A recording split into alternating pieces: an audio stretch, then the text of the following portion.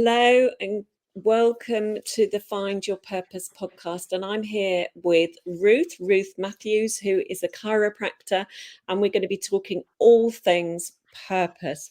So the first question I want to ask you, Ruth, did you always want to be a chiropractor? No, I didn't. I wanted to be an architect when I was younger. And I left school and had a little insignificant job. And then I joined an architectural practice. Right. Who actually put me through college to be an architectural technician and then also to do some bolt-ons to the design lighting circuits and other Yeah. bits and pieces. Why did you feel at that time you wanted to be an architect? It was the creativity side of me, I think. I liked looking at buildings. My dad was in the building trade. Right. I enjoyed looking at buildings. I liked the idea of designing things, and I liked the idea of that what I could design could help people in some way. So there was an influence, I guess, from, like you Yes. saying, your dad. So bring us a little bit more up to speed. So what happened next then? So prior to working in architectural practice, my mum's always been a bit more holistic, and she persuaded me to do Indian head massage, which I really used to enjoy doing. And that all kind of fell by the wayside. And when I was pregnant with my oldest child, I was walking back from lunch, tripped over and fell onto the bonnet of a parked car. Oh no, Um, God, right. Baby was fine. Everyone was panicking about baby, and it was actually my back hurts. My back really hurts. Um, and the following day, me and my husband's niece were going to watch a football game. We went down to pick her up. I was like, I can't get out of the car. Thankfully, his sister's a chiropractor. So Interesting. she was like, I can't make it better, but we can No. try and make it a bit more comfortable for you so you can go and watch the match. At the time I wasn't feeling fulfilled in my job. I was enjoying it. I enjoyed the atmosphere in the office and things like that, but it just wasn't, there was So something being missing. fulfilled, you weren't feeling alive or excited or motivated, those kind of things. Right. Yeah. Okay. It was just, I was getting out of bed, I was driving an hour. I wasn't feeling, rewarded, if you know what I mean. It was Yeah. great seeing work finished and seeing schools finished, but then at the time we were in a glut where we had to bid for work, and some of the schools we were refurbing, and then we're having to go back the following year because children had vandalized it and things like that. And I was like, actually not happy. I'm not feeling that I'm helping people and that I'm being valued. I felt valued by the people in the office, but not by our customers. So I had the conversation with my husband that I wanted to leave.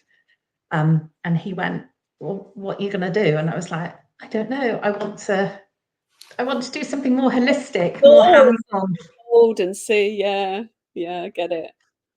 So we wrote down a list of options, and chiropractic was on there. And the college that I went to is in Abingdon. And my sister-in-law said, take the baby with you, because had my daughter at that point. I was like, but they won't let her in. And she went, bet you they'll let her in. And they let her in. They spent ages talking to her. Every room we went round to look at the college, they spoke to her and not to me. It felt really at home. You felt like you'd come home. Yeah. Amazing. Amazing. So how long did it take you to train as a chiropractor? So I didn't have the right qualifications, so I had to do a 6 months access course. I then had 6 months off, and then it was 5 years. 5 years. Wow. So how long ago was that now? So I'm in my 4th year of clinic. So I've been working for 4 years. It's just coming So up 4 years.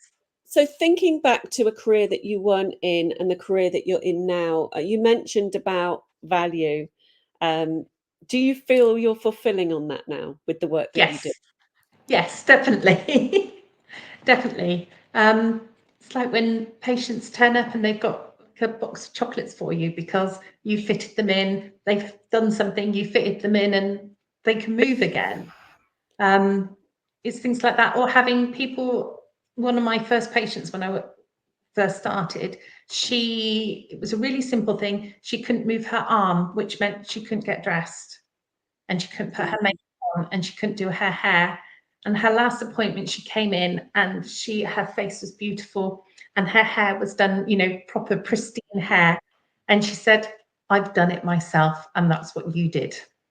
And it just, Oh, Ruth, that's so lovely, isn't it? And that must feel very purposeful and very soul satisfying. And there's something you can't quite explain it, but you just know, don't you, yeah, when you're it doing really something. gets you that you've helped them, and it means so much.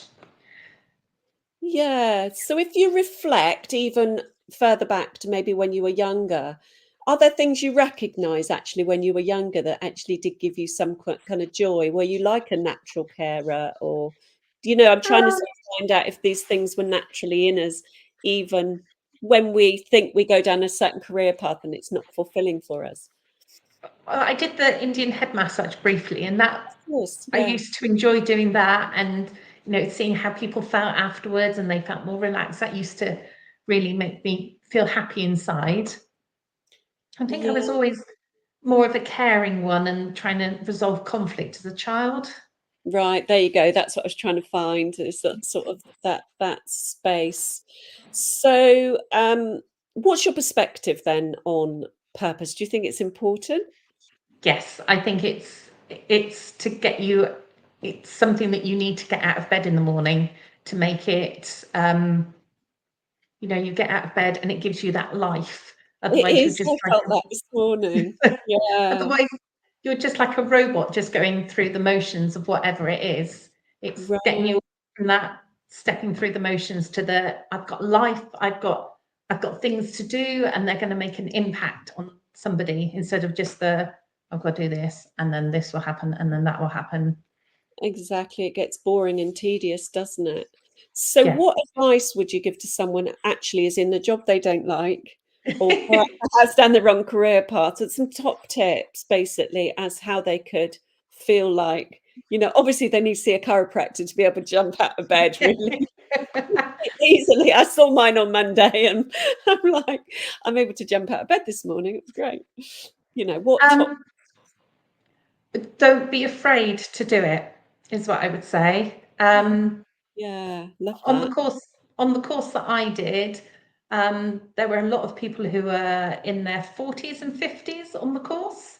Right. I think we had one girl who was 18, but most of us had children, we had other jobs, there weren't that many Mm, young people on there. So we were all had other things that yeah. needed our attention. So don't be afraid of making that step thinking you're going to be the oldest person there, because the chances Mm. are, there's going to be other people there.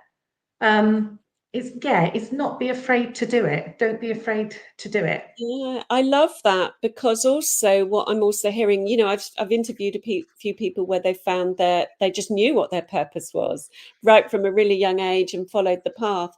It's not being afraid to make changes later in life or midlife or wherever in your life.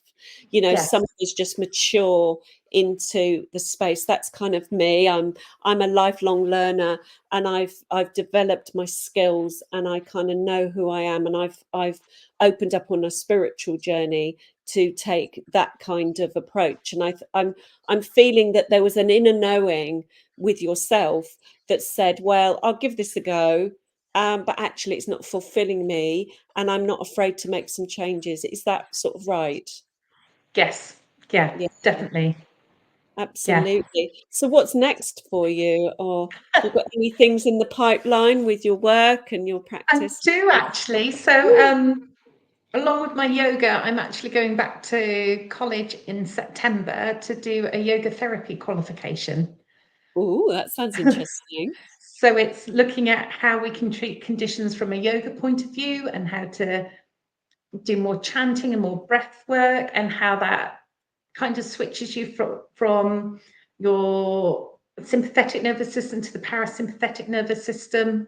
That's right, yeah. Um, and how the poses can help with different conditions as well. And yeah, so I'm going to be able to weave that more into chiropractic care as well. So is that Samanto bodywork in that respect, or There's not? going to be more on the breathing as well as the movement side as well. Yeah, breath, energy, movement. Brilliant. Well, I used to work for a chiropractor, holistic chiropractor, became a PA after having a terrible skin condition for about a year, and it healed within 3 months. So I'm an absolute advocate for your work. So where can people find you? I'm based in Hucklecote in Gloucester. My website is keywellness.co.uk, or I'm on Facebook and Instagram as well. Brilliant. Well, what I'll do is I'll ask you to post the links to me and then I'll put them under this video.